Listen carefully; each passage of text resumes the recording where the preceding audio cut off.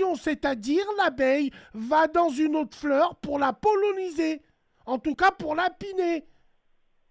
C'est écrit. C'est écrit où? Chez les Égyptiens, chez les Grecs, chez les Mayas, chez les Incas. Arrête-moi si je me trompe, frérot, non? Ouais, non, non, mais bien évidemment. Bon. Mais non, après, ce qu'il y a, c'est que tu as des, comme je t'ai dit juste avant, parce que j'ai peur d'oublier, c'est que par exemple, si on parle des étoiles, Dieu dit dans Surat al-Mulk, j'ai créé la mort et la vie afin de vous prouver de savoir qui vous de vous fera la meilleure œuvre. Et j'ai embelli là, quand il dit nous, quand tu verras notamment Allah dans le Coran, il dit nous, nahnu.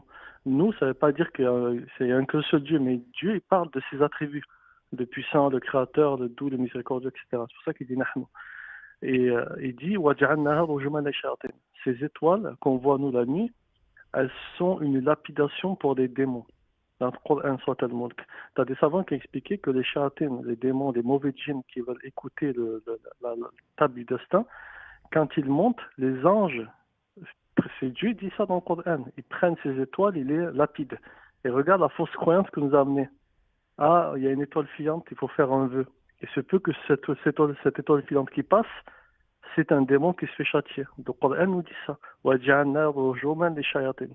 Ces étoiles filantes, ces étoiles sont une lapidation pour Non, les les musulmans démons. d'aujourd'hui, maintenant, dès qu'ils Tout voient est une parfait. étoile filante, ils croisent les doigts, ils font un vœu, ces connards. Mm. C'est vrai. Tellement on est tombé dans le shirk. Bon, bah écoute, bah en tout cas, frérot, merci.